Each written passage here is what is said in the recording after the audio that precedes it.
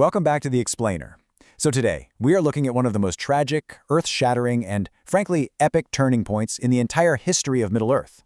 We're diving deep into the ruin of Beleriand and the truly spectacular, heartbreaking fall of Fingolfin. Listen, if you think you know the scale of warfare in this world, well, buckle up. Because the scope of the devastation and the sheer heights of personal heroism we're about to cover, they are absolutely unparalleled. Here's our roadmap for today. First, the false security. Then, the Battle of Sudden Flame. After that, we'll cover the fall of Fingolfin, and finally, wrap up with Morgoth's shadow spreads. Starting off with Part 1, the false security and the complacency of the Noldor. Okay, to really understand the scale of this tragedy, you've got to look at this timeline. The elves had actually enjoyed 455 years of peace since Fingolfin's arrival. I mean, think about that. That is a massive stretch of time. Fingolfin looks around, he sees his people are strong, their mortal allies are multiplying, and he actually proposes a preemptive strike on Angband. But most of the Noldor, they just flat out refuse. Their kingdoms are huge, the land is beautiful, and they've kind of been lulled into trusting that this peace will just magically last forever. Meanwhile, time is ticking on, and the sixth generation of men reaches early manhood. Basically, the elves got comfortable. They assumed a 4.5-century staring contest with a Dark Lord was a permanent solution. And that brings us to this quote, which perfectly captures Fingolfin's absolute biggest fear. Morgoth was free to labor in his deep mines, devising what evils none could foretell. Let that sink in. Leaving Morgoth unchecked, even while technically hemmed in by a siege, was literally ignoring a ticking time bomb. Fingolfin completely understood that fighting the Dark Lord unaided was ultimately a hopeless endeavor, but he also knew that just sitting around waiting, that just gave Morgoth the exact time he needed to brew up something utterly catastrophic underground. Which leads us directly into Part 2, the Battle of Sudden Flame, also known as the Dagor Bregelach.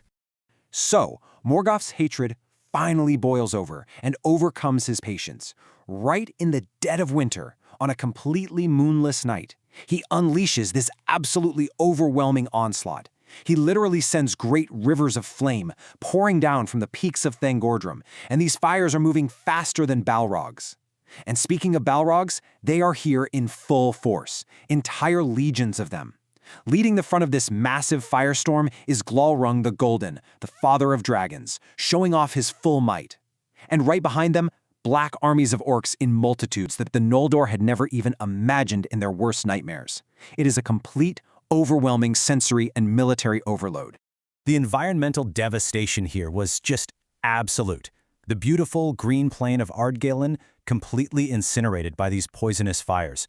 Almost overnight, it was transformed into what the elves would later rename Anfauglith, the gasping dust. Just try to picture a burned, completely desolate waste, choking with dust, where countless elves who just couldn't outrun the flames ended up finding a roofless, charred grave. Up in the dense, burning woods on the highland slopes, the grim, desperate chaos was everywhere. The thick smoke rolling off those fiery torrents caused complete and total confusion among the defenders. The Grand Leaguer, that great, massive siege of Angband, was completely broken. And suddenly, the stoutest, bravest foes of Morgoth found themselves utterly bewildered, scattered, and actively hunted down in the blinding smoke and pitch darkness. Yet right in the middle of this massive, chaotic slaughter, we get this incredibly crucial micro-narrative. King Finrod Flagend finds himself completely cut off and surrounded at the Fen of Serech. Honestly, it looks like the end for him.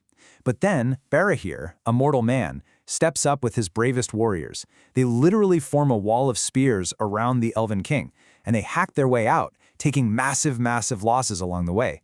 In immense gratitude, Finrod gives Barahir his ring and swears this binding oath of abiding friendship to him and to all his kin.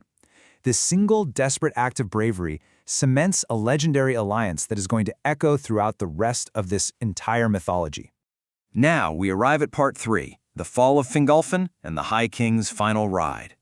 Looking out at all of this utter devastation, Fingolfin receives news that his allies are overthrown and the lands are just completely ruined. He truly believes the Noldor have been defeated beyond any hope of recovery. Filled with this unbearable, crushing mixture of wrath and absolute despair, he mounts his great horse Rochelaure and rides forth, entirely alone. He rides with such terrifying madness, his eyes shining so incredibly bright with rage that his own enemies actually turn and flee from him. They literally mistake him for the Vala Orome. He rides right up to the brazen doors of Angband, sounds his horn, and calls Morgoth out, literally calling him Craven and Lord of Slaves. And shockingly enough, Morgoth actually answers the call. Now remember, he is the only one of the Valar who truly knows fear, but he just cannot afford to lose face in front of his own captains. The visual contrast between these two combatants on the battlefield is staggering. On one side, you have Fingolfin gleaming like a literal star in his silver mail, holding a blue crystal shield and wielding his icy glittering sword Ringiel. And against him is Morgoth, rising up from his subterranean depths, standing like a vast, towering monolith in black armor. His unblazoned shield casts this massive storm cloud shadow, and he's wielding Grond, the hammer of the underworld. It's the ultimate David and Goliath imagery, but painted on a canvas of pure myth. 7. I really want you to remember this number. As Morgoth swings Grond, smashing mighty, smoking, fiery craters into the earth, Fingolfin dodges and leaps away like lightning darting out from under a dark cloud. And then he strikes. 7 times, Fingolfin wounds the greatest power in the world. 7 times, Morgoth lets out a cry of unimaginable anguish that echoes all the way throughout the Northlands, actually terrifying his own dark armies. But eventually the king just grows weary. Morgoth bears down with that massive shield, crushing Fingolfin to his knees 3 times. And 3 times the king manages to rise again. But by now the earth is literally broken and cratered all around him. He stumbles backward, and Morgoth pins him by the neck with a foot that feels like the weight of a fallen hill. Yet even then, with his absolute last desperate stroke, Fingolfin hews Morgoth's foot with his sword Ringiel right before he perishes. Thus died Fingolfin, High King of the Noldor, most proud and valiant of the elven kings of old. It is a defeat, yes, but look at the aftermath here. Morgoth actually tries to break the body and feed it to his wolves, but Forindor, the king of eagles, this absolute unit of a beast with a 30-fathom wingspan, swoops down, violently mars Morgoth's face with his talons, and bears the king's body away to a mountaintop cairn near the hidden city of Gondolin.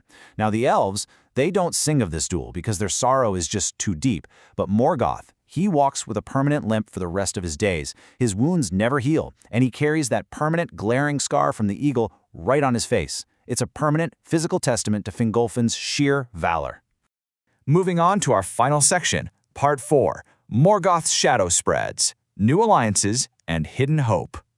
So as the evil continues to build, Morgoth's greatest lieutenant Sauron, who is now a sorcerer of dreadful power and the lord of werewolves, takes the vital watchtower of Minas Tirith by casting this intensely dark cloud of fear right over its defenders. Meanwhile, the beautiful northern forests are twisted into Taur Nu Fuin, meaning the forest under nightshade. It becomes this terrible place of madness and phantoms. Heroes like Barahir, the guy who saved Finrod earlier, are now reduced to desperate outlaws. He and his last 12 men are forced to sleep out on the heather, hunted like wild beasts in a completely barren highland. Right at this incredibly desperate time, a totally new factor enters the fray. The swarthy men from the east. Maedhros, knowing full well that the elves are weakening, while Angband's armies just seem completely inexhaustible, decides to make alliances with these newcomers. It is a massive, massive risk, fraught with some deeply contrasting loyalties. As you can see, the Sons of Bor ally with Maedhros, and they remain incredibly faithful, totally cheating Morgoth's hopes. But then, you have the Sons of Ulfang, who swear allegiance to Caranthir and ultimately prove faithless, secretly serving the Dark Lord the whole time. It's a highly complex, constantly shifting geopolitical landscape. Yet, even amidst all this betrayal and crushing defeat, we get this fascinating little detour. 2 young mortal men, Húrin and Huor, are cut off in the middle of a battle. But they are mysteriously saved by a miraculous mist sent by the Vala Olmo, and eagles bear them far away to the ultimate safe haven, the hidden, completely secret elven city of Gondolin. King Turgon hosts them kindly for a whole year, really learning to love them. Now, the strict law states that absolutely no one who discovers Gondolin can ever leave, but Húrin and Huor beg to return to the fight. They swear these unbreakable oaths of silence and are flown back out to their people.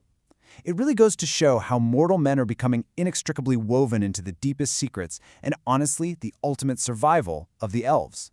Which brings us to the end of today's explainer and leaves us staring down a massive, looming question. With the High King fallen, the Grand Siege completely broken, and Beleriand largely overrun by shadow and creeping despair, how can a scattered remnant of outlaws and hidden cities possibly stand against the truly inexhaustible evil of Angband? I mean, it looks incredibly bleak, right? But those hidden seeds of hope, the oaths sworn, the alliances forged, they are perfectly set to play a massive role in the history to come. Thanks for focusing in with me today, and as always, keep asking the big questions.